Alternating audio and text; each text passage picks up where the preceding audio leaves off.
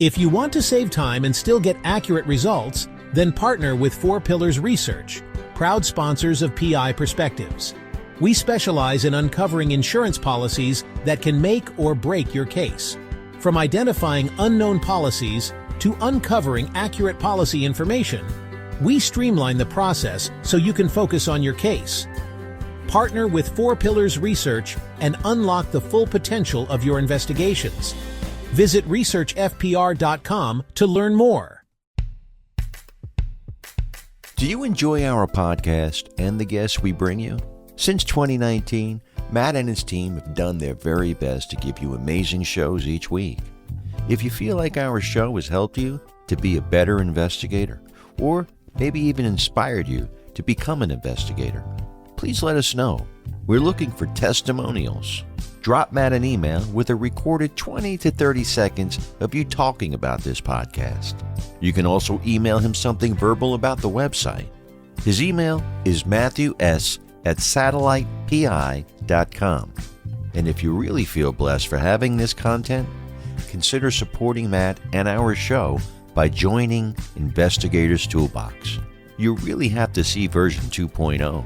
And at just 49 cents a day, it's a no-brainer. Private investigators, are you spending hours digging through online data? There's a better way. Scope Now is your all-in-one OSINT platform, automating the collection and analysis of publicly available information, so you get results faster. Workbench helps you uncover key details on individuals and businesses. Link analysis connects the dots between entities, and PreCheck flags potential risks in seconds. Plus, with Grid, you'll get real-time intelligence alerts, keeping you ahead of emerging threats. Stop the manual searching. Let Scope Now do the heavy lifting. Learn more at scopenow.com. We would like to take a moment and remember fellow PI Tim Bratz. Tim was a leader in our industry and most recently was the president of the Minnesota Private Investigator Association. His unexpected passing has left a big hole in the industry. Tim's willingness to network and share his craft will always be remembered. Rest in peace, Tim. Welcome to the next episode of PI Perspectives. Matt's back with California PI Joe Jones. Joe is a second-generation PI who built a great business with his brothers after learning from their dad. What do you do when you can't keep up with the growth? Stick around and find out. Please welcome Joe Jones and your host, New York private investigator Matt Spaier. And welcome everyone to this week's episode of PI Perspectives. This is Matt Spaier, your host. Today we have an interesting show. I have a fellow investigator, somebody I've known for a while, who's gone through a really interesting experience with his own business, and basically grew to a point where it was time to consider other options. And I asked him to come on to kind of talk about his journey from being a small shop to now a pretty big investigation firm in California. So I want to welcome Joe Jones to the program. Joe, how are you? Hey, doing awesome. Thanks for having me. Yeah, thanks for being here. So tell folks a little bit about your background and how you got into the business. Yeah, so my dad was an investigator. He started our company in the 80s as a, one-man show type investigation firm. So I grew up around investigations, hearing my dad tell his, war stories. Right. Then, from the 80s through the early 2000s, his business had kind of changed and gotten away from private investigations, doing a lot more service of process type stuff. Okay. And me and my brothers started getting, more meaningfully involved in the business.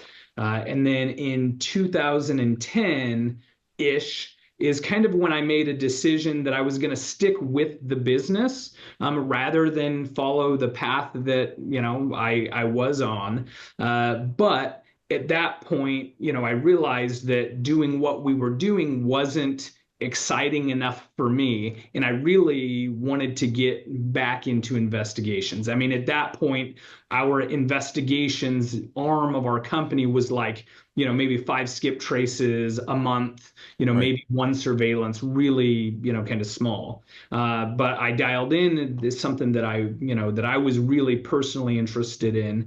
And my brothers and I, we were always talking about what's the next iteration? How can we grow this? Because Sure. it was really, maybe 10 employees, 15 employees, nice mom and pop. But we were interested in doing other things. So probably 2009, 2010 is really when I personally started focusing on it and, building out my personal knowledge base, and then started working cases, building client relationships. And then from 2010 to, now it's been, kind of a crazy ride. Sure. Yeah. Yeah.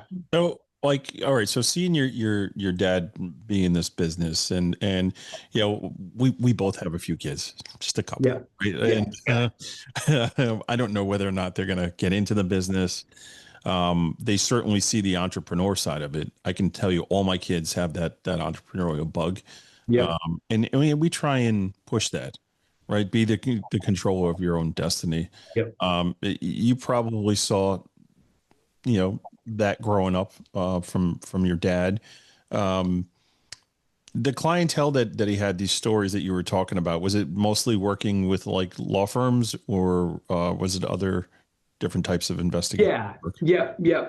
All pretty much all law firms. Over the years, we've done some, pro se litigation type work, but it really law firm work, and that's yeah. And it's funny because the stories he was told that were the most interesting were from the early part of his career, and then as things develop into records retrieval and service process and court filings, again, the great business, we still have it. It's a big part of what we still do. But Yeah. for me personally, to keep my juices flowing, it really was in the investigations field.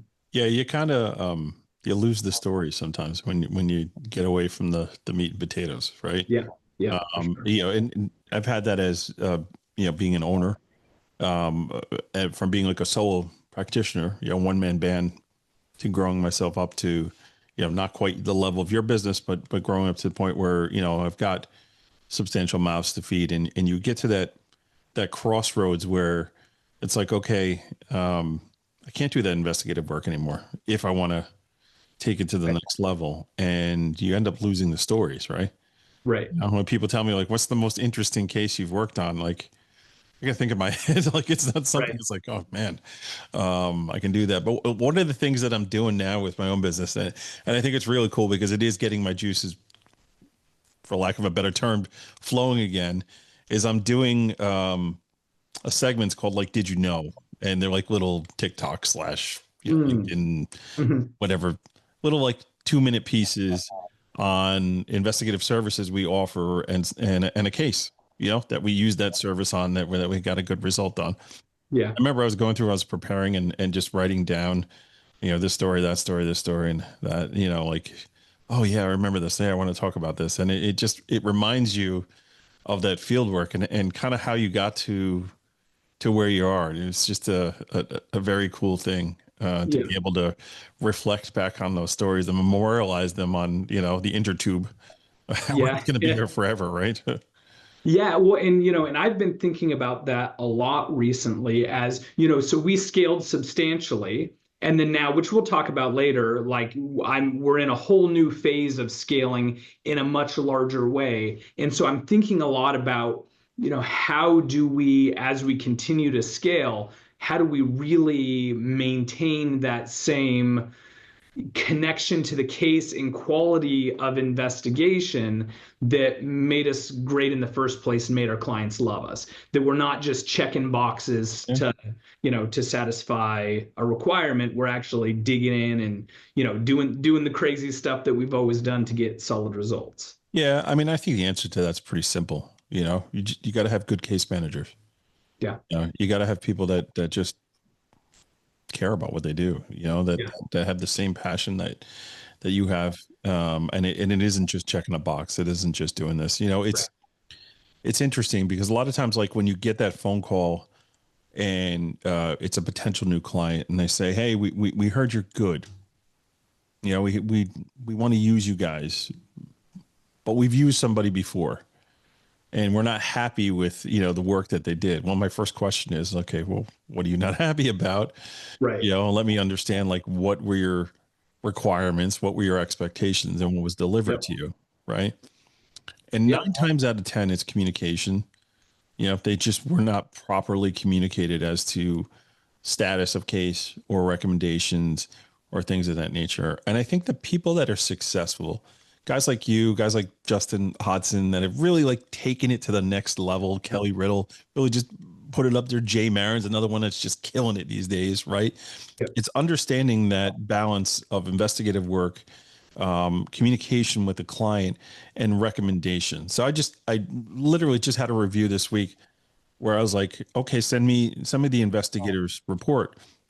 And I see the report, I'm just going, wow, this is a good report. It's a really good report. Like, it's concise, the way they put it, everything together. Like, it was just a really, really well thought out investigative exercise. So I'm like, okay, so where did they go wrong? And the attorney's like, well, I had to tell him how to do everything. Like he would never call me and give me updates. And, when I would have to pick up the phone and call, I'd say, well, did you do this or did you do that? Or did you do this? So yeah, the report looks great because right. He did what I asked him to do. But the point is, like, I never should have asked him to do all this stuff. If he knew what he was doing, like, they would have just done it. Right. Yep. And that's a hard one to replace, other than, I understand customer service. We have a team. Let me tell you how we manage our cases differently, and maybe you'll have a different experience. And I think that's part of that scalability, right? Just knowing how to delegate and trusting your staff to do that, right? Yep. Yeah, 100%. Literally right before I hopped on this, I'm working with a couple of my directors to come up with some more formal guidelines for our boots on the ground investigators to, like, hey, here's how often we need to be communicating. Just because we're doing a great investigation job, if the client doesn't know it until the end, that's a problem. Yeah. Like So I 100%. But we have case management systems, right? You got to put notes in there. Yeah. What's the point of having a system if you're not using it, right? And it is a battle, especially with your field people, right? And my field people are great. They really are. I love those guys. They don't like to be micromanaged, though. Yeah. They're like, give me the assignment. I'll handle it. Don't worry. It'll get taken care of. I don't need you all up my business. And my response to them is, I won't be all up in your business if you update the case notes. Right. Because when I get that phone call and they say, what's the status of this thing, just checking in on this, I can just pop into the system and say, okay, we did this, we did that. Here's where we're at, and being able to do that. So it's that trade-off, man. Like, you really, I try not to micromanage my people. We have procedures in place, with like a leadership team. And that's the other thing too. And we'll cover this more after we take the break here too, of that break off and just letting go of a lot of the day to day. And that's one of the things that will help you get to that next level and help you do have that growth phase and things of that nature. And it's a challenge at times, man. It really is. Yeah, 100%. Yeah. So it's interesting, seeing the legacy of people that are getting into this business that, it was their fathers or uncles or all, like, there's so many of those guys that are out there doing this that have that I want to say they tend to be the bigger companies, and maybe it's just the growth cycle of the business itself, right? We've been around for 50 plus years. Yeah. Well, you want to continue to grow and hit that point and go the distance in that, right? I don't know. Have you noticed that, like, some of your contemporaries, the bigger businesses are second or third generation businesses? Most of the, and I'll say I haven't been as involved in the investigation community as I could have or should have. And it's really, in the last year that I've been putting some real effort into, building those relationships as we're expanding nationwide, and I need more good contacts to, help cover stuff in different places. But as Yeah, I mean, I think that is certainly, one of the paths that I've seen a lot. I think it really has more to do with just like the individual and their desire for growth, right? Yeah. I've seen plenty of people, the first generation, they got into it because of whatever reason, and they really dialed in on, hey, I love this and I have this, Yeah. entrepreneurial bug, that I want to grow. Yeah. I mean, I think like off the top of my head, like guys like John Hoda, Mm, where you got John Senior and then you got John Junior, and John Junior like went off and did his own thing. yeah, He was like doing something else, but then he ended up coming back and ended up working for the family business. And John Senior's pretty much he's retired. He's writing books. right, He's living his best life, right, and Junior's kind of doing his thing, which is neat. yeah, And it's cool to see that process. And one of the other things too is you look at the folks that are in our business that it's second career for them, right? They're former law enforcement, now they're getting into this, right? They're not going to have that legacy or that opportunity to build out the way somebody who's coming in and taking dad's idea or uncle's idea and running with it and making it a whole new thing, right? yeah.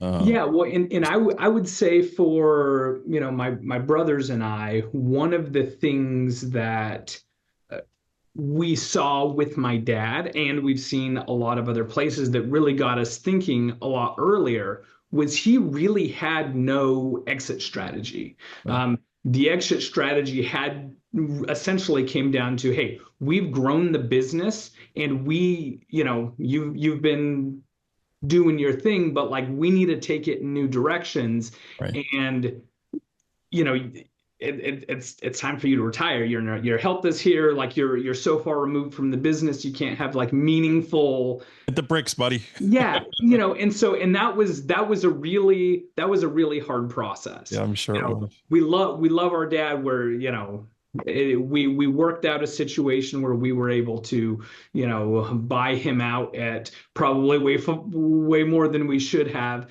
But essentially, like, hey, we've got to keep things moving, and knowing the end game was terribly important to us Yeah, because we didn't want to be in that situation.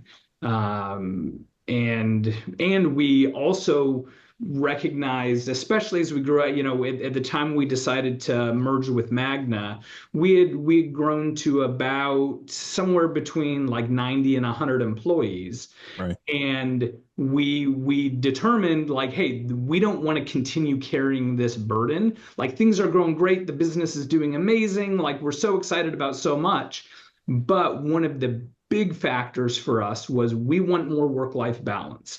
And when we don't have in-house HR, we don't have in-house legal, and we've got all these mouths to feed and all these moving pieces, it's like, hey, we recognize that in order to evolve, we needed a partner that could help us do that. Yeah. Yeah, I really want to drill down on that because I want to understand, like, okay, so there are certain flags that you hit, and it's becoming apparent that this needs to happen, and like those identifiers. So we're gonna take a break here, and when we come back, I want to talk about those identifiers, like how did you get to that point where it's like, okay, we need help, and then what was the courtship like? How did that deals get together, and then pros and cons of expectations. Things that you thought would happen that either did or didn't, and things that caught you by surprise. So we're gonna tease that info. We're gonna take a break here. When we come back, we'll dig in. So everybody sit tight, and we will be right back. Check out the PI Institute of Education at piinstitute.com Since 1989, Kelly Riddle has been teaching on subjects such as surveillance, nursing home investigations, insurance fraud, domestic investigations, hidden assets, and accident scene investigations. The PI Institute of Education is a featured learning partner in the investigatorstoolbox.com. So check out the free content on the site, then visit the Institute for more great savings on additional classes. Managing a team of investigators just got easier with TrackOps, the all-in-one case management software. Are you ready to enhance case flows and drive efficiency? TrackOps offers powerful management and coordination tools to streamline workflows and communication, all designed to keep your team synchronized and focused on the task at hand. With TrackOps, you can easily distribute workloads, track individual performance, and ensure deadlines are met. Plus, the TrackOps mobile app allows investigators to access case activities on the go. And the TrackOps video app allows for simple and consistent timestamping, all included at no extra cost. Start streamlining your investigation process today. Visit trackops.com for a free 15-day trial and experience the power of efficient team management. TrackOps, empowering teams, simplifying management. Satellite Investigations has launched its new website full of great new content. Matt and his team have released some great informative blogs. Make sure you log in to LinkedIn and follow Satellite Investigations for the latest content. Over the past year, our industry has been the target of foreign governments and agencies that have attempted to recruit unsuspecting investigators to gather intelligence or immediate expatriates. PI Perspectives is teaming up with the Federal Bureau of Investigations to get the word out about this ongoing crisis. If you've been contacted by an individual or company that might seem suspicious, please contact the FBI at tips.fbi.gov. You can also contact the New York field office at 212-384-1000 to report suspicious activity in any state. The link is also in the show notes. Even if you completed a job and it still doesn't sit right with you, you can report this activity. The only way to stop this trend is to work together. So let's do it. And welcome back to PI Perspectives. This is Matt Spaier, your host. Today we have Joe Jones from Bosco Legal, a Magna company.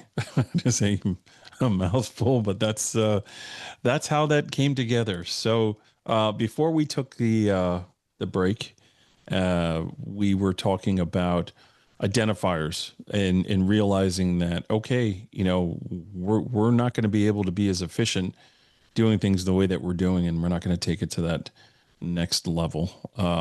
So let's dive right into that. So welcome back to the program, and let's talk about those identifiers. Yeah. So ultimately, from the moment that we bought my dad out, we started having conversations about what's the end game, what's the exit strategy. And we kept it was an ongoing conversation for years. And one of the things that would usually bring that conversation back up is when we were feeling the pressures of our growing business. And initially, our plan was that we would just, we were going to continue hiring great people, train them to take over more of our responsibilities so we could, just observe from a higher level and kind of be more consultants to our own business. The problem was we kept growing. And so that the problem kept compounding. And so, every time we'd feel like, hey, we've got great managers in place who, can relieve the pressure from us, because of the growth, it never got to the point where we felt we could take a breath. And so we'd actually set a goal for ourselves for a couple years out that, hey, if by this date we're not in a better position where, we've got enough solid management that can oversee things so we can focus on other things, that's when we're going to start looking for, maybe a partner to bring in to help us, manage and things like that. Right. Well, about probably a year and a half before that deadline, Magna, who we ended up doing this, merger with, they had approached us. And Magna's an awesome company. They do a lot of really cool stuff. Maybe we could talk about another time. Sure. But ultimately, they weren't in the investigation space. They do trial consulting, jury consultants, court reporting, records retrieval, trial graphics, a lot of really cool stuff. But they wanted to be in the investigation space. They're in growth mode. They're wanting to, continue to be a leader in the litigation support industry. So they came to us and essentially said, "Hey, we're trying to get in the investigation space. But we need a good partner to do that." Right. So and they were also the other divisions of our company. Records retrieval, they had records retrieval that they were already doing. Service of process, they were doing at a kind of a small scale, but like we're really wanting to break into that as well. And Right. so they were interested in bringing us and our staff on board to be the platform for future massive growth. Right. So they approached us with that, and initially, and it's really, really funny the way that it played out, because we had just recently had this conversation about, we're kicking it out, this conversation out a year and a half, but it just so happened on the day that Magna reached out. Earlier in that day, we had two fairly important employees who it was a married couple, that they put in their notice. They ended up giving us like a month notice. They decided they wanted to move out into the desert and build their own house and live off the grid. And Who wouldn't? Them and Jesse good. Ventura, they're meeting Jesse out there. They go, like good for them, but like that was really like frustrating, Right. because we think we have a plan and then the plan falls apart again. And so because of that, Jeremiah took their call. You get emails all the time like, "Oh, we're interested in your business." So much of it is just BS, right? A lot of it is, yeah. Yeah, it's just, there's a lot of BS out there. So anyway, so Jeremiah took the call. He started having conversations. I said, "I don't even want to talk about it, whatever." But yeah, if you talk to them and they seem serious, we'll circle back. A little bit, like a couple months later, it was clear that they were serious to us, and it was clear that, at least from those initial conversations, that there was probably a good cultural fit there. So then, we started having serious discussions, and, those serious discussions went on for quite a while. We got into due diligence with them, and they told us several times, we've never had somebody that we're looking at a partnership with who has looked at us so heavily, right? Typically the buy side is the one doing all the heavy lifting, but Right. you're going to hop in bed with an investigations company, who we care deeply, and we weren't looking to, retire. We wanted to stay meaningfully involved. You bet we're gonna look hard at whether or not this is a good fit for us and our team. Oh, absolutely.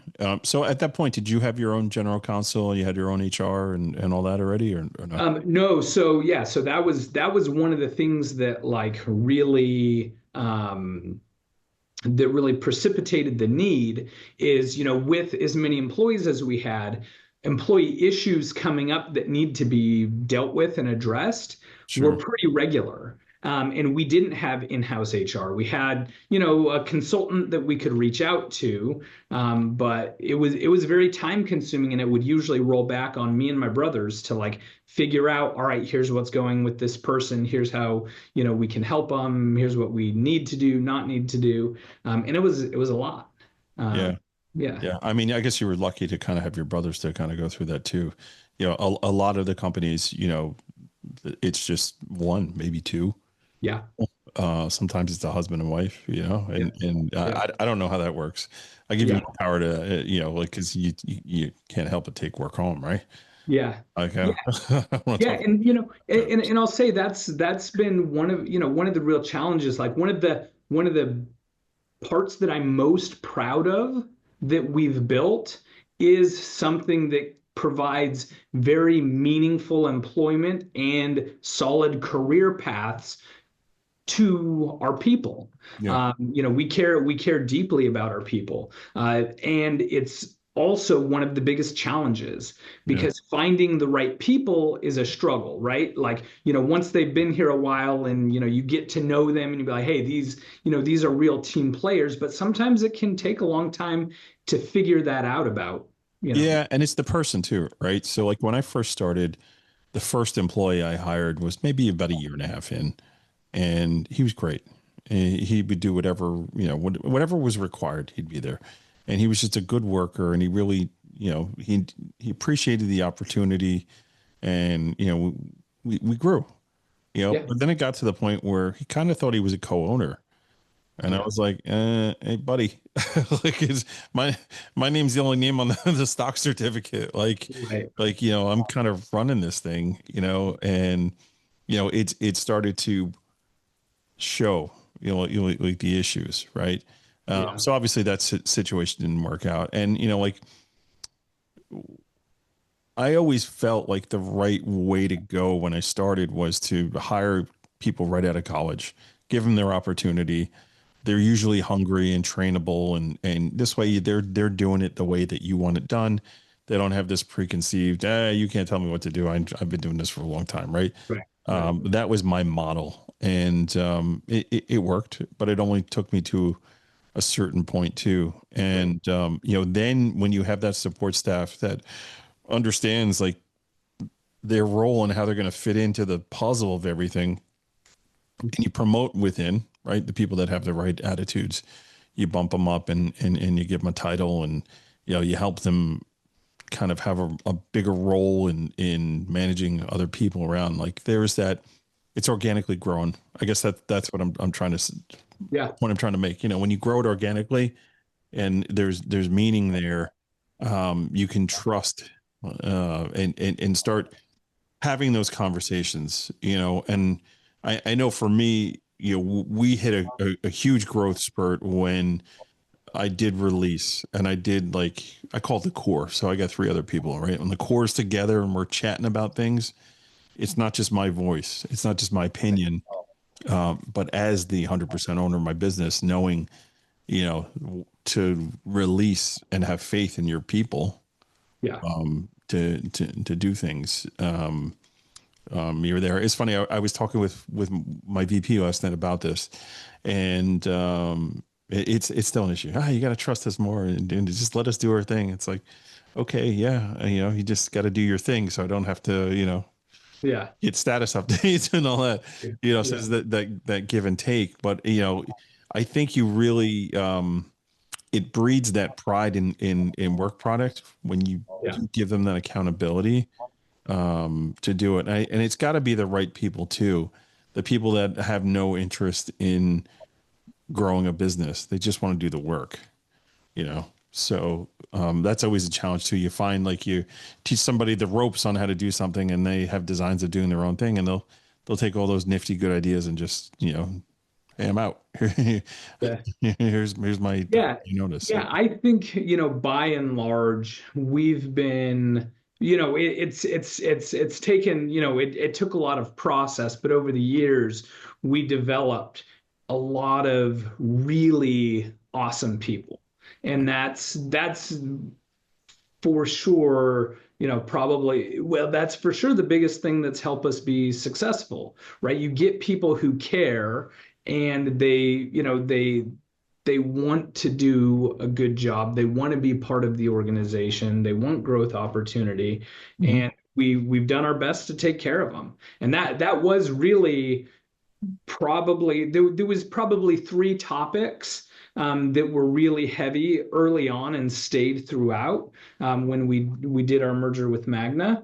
And that was one of them, right? Yeah. Making sure that our people were going to be just as good in the immediate, if not better, and have more growth opportunities than I could have provided them when it was, just me and my brothers at the helm. Yeah. And that's the other thing too, like the risk, right? of the merger. Okay, well, culture is going to change. Yeah. Right. Well, I don't like change. I like doing things the way that I'm doing it. This, like you could shake the card a little bit, you know, and that's a real risk. It could pay off, you know, Yeah. and like the benefits are there. You said it yourself, right? More opportunities than I could ever provide for them before. But there is that like, oh, well, I've gotten used to doing it this way. Yeah. I don't need somebody asking for my TPS reports, 5 people asking for those, Right. Yeah, change is hard. Yeah. We were and still are very intentional about all the changes. And I do feel like, huge credit to our staff and Magna, they have a team of people that help with integrations. Mhm. And that team was amazing, and is amazing. And so that was really a helpful piece, and the attitude that my staff, came with, like, hey, this is, some stuff might change, but this is, for the better. We're on board, and and so between what we did on our side and what Magna did on their side, I feel like, certainly there's hiccups, there's bumps in the road, there's stuff that, we didn't foresee, like, oh, that kind of sucks. But like big picture, it's all worked out Sure. really well So, for everybody. when you were doing your due diligence, and looking into the actual business and what they were bringing to the table, you had mentioned something earlier, and I wanted to go back to it. So they said like they were trying to get into that side of the business, the investigative side of the business, and they failed. Yep. My first question would be like, okay, well, what caused you to fail? Why didn't it work out? Did you do that kind of digging, and did they have like a good answer? Because I feel like you're talking about teams with Magna. It seems like they've bought businesses before, right? Yeah, for sure. So I'll address some of this. So they hadn't tried previously and failed. They hadn't tried. And tried it all. Okay. No. So they have in their jury consulting group, they do juror vetting, with social media. And actually the person who works for them, they hired away from me a couple of years ago. Great guy, we get along, and it's been fantastic now that we're working together again. But really not investigation beyond that. It was, and so it's not that they tried and failed. They just really, they hadn't done it yet, and they recognize, like, hey, to get into this business, we need people who already know what they're doing and all of that. So. But yes, so they have and still are. We are, and we'll maybe talk about it later. I'm very interested in acquisitions, adding to the team that we now have.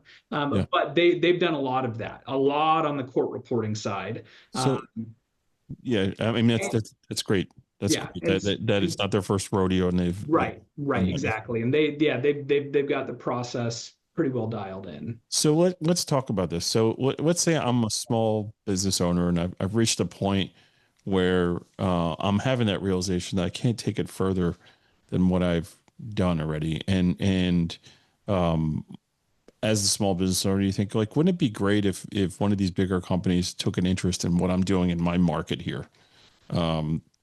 Whether it be another part of California or maybe another state. That's something that you had mentioned that Magna, is looking to continue to expand its exposure there. What would be your recommendations on how to go about that process and seeing if it's a good fit?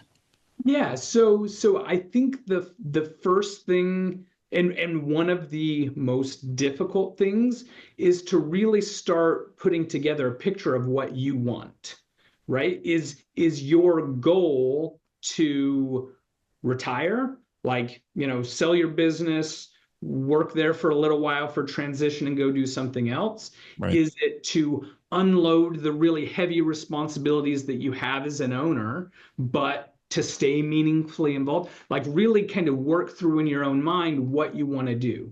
Right. Because there's lots of different scenarios that work for different people, right? For ours, it was, I feel like I've said it before, and I very much feel this way. I feel like we're having our cake and eating it too, Right. right? Like, I still get to do the stuff that I love.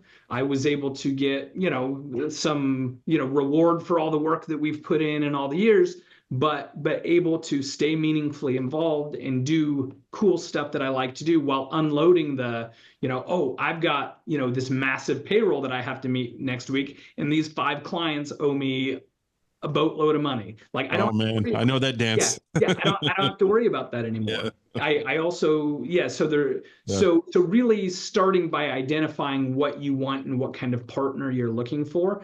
Yeah. We are in what's called the private equity space, right? Mhm. So our company is backed by financial investors that help us in a lot of different ways. Yeah.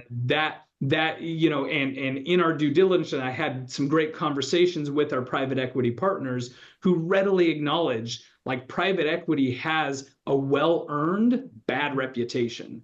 Sure. But not all private equity partners are the same, right? Some, they want to come in and they want to buy companies and force change into the way that they do things and get rid of people to make the bottom line look better. That's not what we're doing. That's not what our partners are all about. Ours is all about massive growth and infusing cash in ways that make sense to make everything better.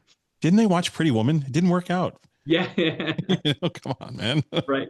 Yeah. And so anyway, so really I think finding the right partner is number one, Right. because I think where a lot of the disconnect happens and a lot of the deals that you hear about that go bad and it's everybody's upset, it's often going to be because somebody saw some dollar signs and then Yeah. they put on blinders and didn't ask the right questions. Yeah. And it's not that private equity person. I mean, maybe it was a bad person, bad private equity firm, but it's probably more about not having enough meaningful conversations and asking the right questions Yeah. to make sure. So anyway, so yeah, identifying what you want and the right path to get there is number one.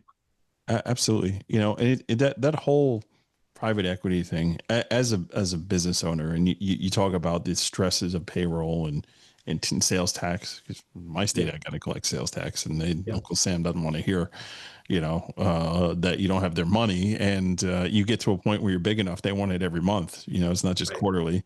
Right. So, and that's real deals, and we try and dance around credit lines, but that can get tricky too, if you don't respect the line. So it's a challenge. And there are times where I was like, man, it would be really nice just to have a rich uncle, somebody Right. that says, all right, I'll float you, Yeah. I'll help you build that business. And, I reached a certain point where it was not last year, the year before, where I saw a lot of indicators that the business was going to go, right? So, we had like a 48% growth the year before, and it was just like, oh man, I'm chomping at the bit. I'm ready to go. Right. Let's go. And I hired more staff. I bought vehicles. Like here we go, and then the bottom fell out. Yeah. You had that promise of like, I got a $500,000 contract for you. You're our guys. We want you. You're done. But I need to pass this one piece of legislation needs to pass. Or I think in this instance, there was it involved the construction trade, and it was a very unique way of approaching things and we were servicing it. But then all of a sudden, there were all these lawsuits that were being filed for RICO statute.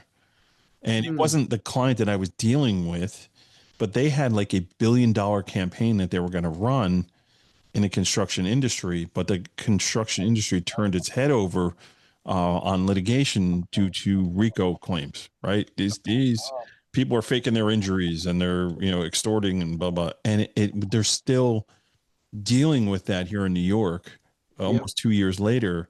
And we're finally coming out of it where defense firms are being sanctioned for filing these false accusations. So it's like they'll accuse somebody of RICO, statute abuse, and then they'll just put no evidence forward, right? And it's just a PR nightmare, because if you're ABC law firm and someone's accused you of doing something unethical and it's all over the internet, Right. It's a mess. someone just searches ABC law firm, they're like, I'm not going to hire that law firm. Look, they're dirty, right? Right. And it was getting to be a problem there. So basically, I had a really good contract agreed upon in principle. Hey, we get it going, and the bottom falls out. See, it was like, you don't know. Yeah. And I think like the comfort of having that big national organization that's interested in your investigation company and has the equity to make sure those speed bumps, because it was a speed bump. I didn't go out of business. I pivoted, right? Okay, that's not going to work. Yeah. We Right. got to cut a little bit. We got to, tighten things up, and how are we going to go? And 2 years later, I'm still rolling. Yep. But those are real things, and those are real considerations, right? So it's like when you have that business and you're like, okay, I think you summed it up great. What do I want out of this business? Right. How much longer do I intend to do this? Is this my second career? Is it a family business? Is it that, like, those are all the factors there. And, maybe it is something to consider. And before we turn the recording button on, we were talking about this a bit, and you had mentioned something I thought was important, that you do have people approach you for hey, are you interested in partnering up or acquiring my business? And it's not a right fit. And then, explaining to them why it's not a right fit, and maybe here's some advice on how you can get to that point where it is a good fit. So talk to me a little bit about that. Yeah. So I'll talk to that in two aspects. And first, for for your listeners, like, this is kind of a new thing. In addition to investigations, I've become kind of passionate about, because of my experience and how well it's gone. And Magna, which I am part of, like, we are Magna, we are interested in growing. And so I'm happy to field any questions. If anybody wants to, reach out to me, I'm on LinkedIn, or, my email's joejones@magnals.com. I'm happy to talk through, like, hey, is it a good fit for what we're trying to do? Right. We are laser focused in litigation. So if a business is doing a lot of, like, due diligence or a lot of pro se work, even though the business might be good, it might not be a good fit for us. But I'm happy to share the knowledge that I've learned. Sure. Hey, here's what here's what you can do, even if you're not a great fit for us. And there are lots of pitfalls to be aware of as you go through the process, whether it's with Magna or with another company, and just having your eyes open to what are the possibilities, and keep in mind that everything is very practical. That's one of the things that I learned as we went through the process. And when I initially started, I was thinking, like, oh, like, there's all these, kind of big things that, like, this is the way that it's done and nobody can do anything about it. Like, that's actually, in my experience, like, that's not the case, right? Pretty much everything's on the table for discussion, but there's no magic bullet. It's all give and take, right? If money is the most important thing, you're going to lose control over other things. If your staff and what happens in the future is really important, like, all right, like, that affects the money, right? Yeah. And so you just kind of work through the process to find what makes the most sense for the situation. Yeah, and I think, like, what happens too is you got to realize that no one's ever going to value your business the way that you do, right? Yeah. And basically what that means is, you built that from the ground up. You fostered those relationships. You're going to have an opinion that your business is worth X amount of dollars, because I've gotten this over the years. Hey, buy my business. Like, I'm ready to tap out. Right. And you say, okay, show me your financials. Yeah. I'll sign whatever NDA you want me to sign. I'll show me your financials and let's take a look. Yeah. And you got to realize, you got to know how to, like, read those Yep. Sports. Like you got to know, like, how to, how to see if something's profitable or not, and you go through and you're like, oh, okay. So it's not quite as profitable as you think it is. And here's why. Right. Yeah. And you lay that out and then, oh, you're almost 70 and you want to retire. Like who are your clients? Here's your clients. Okay. How old are those people? Well, Right. we've been doing business together for the past 30 years. Okay. Well, they're probably going to retire too. So, Right. there's no guarantee that I'm going to get that work from them, so you get those situations where now it's got to become a partnership. And you talked about that earlier, right? Come on board, transition through, and, then go from there, either tap out completely or just be a face of something. Like there are different scenarios where you could work. I've got a scenario with some guys over in the UK, that I have my business, they have their business. We don't compete with each other with the type of business we do because the investigation verticals are so different that I Yeah. actually do business development for them in my market for them. And people Yeah. are like, oh, did you sell your business to them? No, I didn't. Like, how are you the owner of one company and the VP of another? You're like, that's like, Right. I'm confused. I'm like, yeah, I know it's confusing, but it works. Yeah. You Yeah. know, it gets done. So Yeah. there's always solutions, right? Yeah. Yep. Yeah. 100%. And, it's, on the issue of valuing your business in private equity, the way that it works is it's pretty straightforward. There's a lot of nuance and like complication in getting the numbers right, but Right. essentially they figure out what EBITDA is and then figure out what the multiple is going to be. Yeah. So in private equity, it's going to be a multiple of whatever your company's EBITDA is, and the EBITDA numbers, they don't lie. There's a little fungibility, Yeah. but like it's you can dial it in pretty So dang. so tell people what EBIT is. What is that? What's All the right. So for EBITDA, you're gonna like Google it, and there's some good articles that like really explain it. But essentially, it's your earnings before certain expenses are paid, like taxes and things like that. And so it's not the gross profit. It's like a little bit more complex of a calculation, but it's essentially looking at certain financials for your business. yeah. And then once you dial in that, then, the acquiring company is going to pay you right now. I think in the investigation space, the average EBITDA or the average, multiple is probably between 4 times and 8 times. So you Yeah. dial in your company EBITDA, somewhere between that times 4 or that times 8 is going to be the value of Right. the Then you value. got to work. Then you got to work it out. Right, right. And then How are and you then getting that value? Right. right, yeah, yeah. And then where you fall kind of depends on, client concentration. Do you have two really big clients or do you have 25 medium clients? Yeah. How much of the work that you're doing is, the core work that company wants? How much of it is, recurring versus, one-time client? Yeah. All those sort of things get Yeah. looked. It's all part of the factor, man. It's fascinating. Like I love this stuff. I used to have conversations with Paul Jabe. I think Paul's like he's like the godfather of doing all this stuff, and it's interesting to hear about all this stuff. I remember like he at a conference, he's like, okay, this is what you need to know, to tap out. And, when you're ready to sell, like making sure that you're understanding what you're going to get out of this and be prepared to not tap out completely. Cause that's really a scenario that doesn't work. Just saying deuces, I'm out, you're not going to get that 4X, Right, just not, right. and you got to be okay with that. It's all fascinating stuff, man. Yeah, And it really is math when it comes down to it, you yeah, know.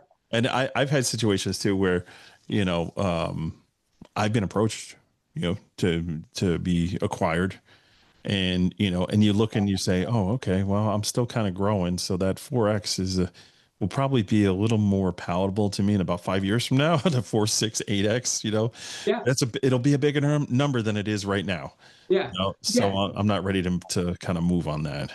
Yeah, and that's a really reasonable position to take. And we've Yeah. had more than one company that I start the conversations with them, and we kind of figure out, like, usually somebody will have, like, a number that makes sense for them, right? They're like, if I can get this for my business, like, it makes sense to do it. And we've had several that was like, hey, we love your business, we think it could be a good fit. Right now we can't do that number for whatever reason, but, like, keep at it, and, like, let's talk in a year. Yeah. Once we see these metrics, then it's easy for us to say, yeah, that number totally makes sense. Yeah, for me, like personally, it's one of the things that I always tend to shy away from, even the considerations of it. I really like being the owner. I really like having the benefits that ownership gives you. The tax write-offs and just the ability to have a little more say in what you're doing. Yeah. We both talked about having children and being able to have that work-life balance. Well, when you're not answering to shareholders or private equity, Right. you have a little more control over what you can and Yeah. can't do. And it's a trade-off, right? Yep. So I always say, like, okay, so what do you define as your success? Is it money? Is it time with your family? Is it, Right. being a legacy in the industry? Like, how do you want to be remembered? Like, Yep. what's important to you? And you kind of dictate and set that. And if Yeah. you can grasp that, you're going to be very successful at what you want to do, 100%. Yeah, and that changes over time, Yeah. right? Like, and for us, that's, we hit that point where it was like, you know, the thing that was most important to us was getting some of our lives back, Right. right? I Yeah. I, I sleep like a baby now. Yeah. Yeah. I'm not waking up in the middle of the night stressing about my stuff. And Exactly. when I'm here, and that's been one of the most meaningful changes for me. Like, when I'm here, like, my work day has not gotten easier. In some ways, it's probably got, like, a lot more complicated and challenging. But when I leave the office, like, I'm not carrying that with me, Yeah. right? Yeah. It's, I have a lot less stress because now those responsibilities are spread out, and the risk is spread out, Sure. much wider. Sure. And in a lot of ways, I think that's, bring us up to, do cooler stuff. Yeah. Yeah. So we're gonna end here, and this is such a great conversation. I feel like I could probably do another half hour in this, but it's I love talking about this stuff because this is kind of like where I am in my professional career. Yeah. I'm at crossroads right there, and it's like it's something I'm passionate about. You can go and look at, like, a lot of my content for the podcast this year has all been kind of geared around this stuff. It's just Okay. either sales or growth, or hitting those targets of, like, it's time to start thinking about merger or acquisition, or things like that. So to the person that's just, like, starting out in the industry, that's listening to this podcast, because there are a lot of people actually when they get started, like, and I'm so honored to be on that journey with you. Um, you should be building your business with the goals of what we're talking about, right? This should be you in 10 years or less, if you're great. Yeah. Having those real conversations, because that means you did something right, so take all these nuggets. And if you're somebody that's been in business for a while and you're listening to this, thank you for still having faith in me to deliver relevant content to you, investing your time in this. But start having those conversations. Start really thinking of, like, what's the end game, what's the exit strategy. I get so sad when I talk to other investigators that they shut the lights off. Well, what are you doing with your 25, 30-year career? Who cares? I'm done. I don't want to do it anymore. It's like, wow, there's equity there, man. Like, what are you doing? Stop. Yeah. Don't walk away from that. First of all, it's irresponsible to your clients. You're leaving them, I don't know, in there, but you see it happen, or God forbid, you know, you have a medical episode and you're gone, happened just this week, Tim Bratz gone, Yeah. guy that was, like, really, really someone in the industry that you could just, like, talk to and just really have those things. I don't know what plans he had in place, but here's a guy who is the owner of his company and he's now no longer there. Same thing with Jim Zimmer, Yeah. I had conversations with Jim a month, 6 weeks before he passed away. And, hey, what's your exit strategy, man? Like, how you getting out of the game? And his response to me was, I don't know. Yep. Yeah. Yep. I don't know. Like, I don't know what I'm going to do. Yeah. Because I'm approaching 70, but I don't know what I'm going to do. Yeah. Yeah. Which, and I'll say, the path that we took, it's awesome. I recommend it for people who, they're considering, something like that. But there's not just one right path, right? Maybe the right path for somebody is, I never want to have somebody who can tell me what to do. So I'm just going to run this thing into the ground. Like, okay, cool. But at least be intentional about it, right? Maybe it's, hey, we're going to keep it small and I'm going to slowly over time let my, employees buy it from me. Okay, cool. Like it's just about planning, right? Like think about what you want, set your intentions and build a plan so you can get what you want and not just let things happen and see how it goes. Sure. Absolutely. Joe, this was great. Thank you so much for coming on. And this was an episode in the making. we chatted probably about a year ago about, hey, let's come on and talk about this. Like, I think you had just recently had the deal closed, right? Yep. But I'm kind of glad we waited because it gives you a little better perspective on the whole process. So if folks do want to get a hold of you to have that conversation, what is the best way? You mentioned LinkedIn, but what's some of the other ways they can get a hold of you? Yeah. Just either LinkedIn or just email me, joejones@magnals.com. Awesome. We'll have all that stuff in the show notes. Yeah. Thank you everyone for tuning in, and we'll catch everybody next time on the next episode. Take care. This episode had so many good nuggets of advice for the new investigator and the seasoned veteran. Thanks to Joe for coming on and sharing his experience. We also want to thank Four Pillars Insurance Research for sponsoring our podcast. Additional thanks to TrackOps, Scope Now, and the PI Institute of Education for sponsoring the show. Also, don't forget about investigatorstoolbox.com, where you can type in Perspectives 50 to save $50 when you join. And please follow Matt and Satellite Investigations on LinkedIn. If you have a question or a comment about the show, email Matt at matthews@satellitepi.com. You can also find him on LinkedIn, Instagram, and Facebook. We'd like your feedback to bring you the best shows possible. We'll be back next week with a new show, so make sure you tune in and stay safe out there.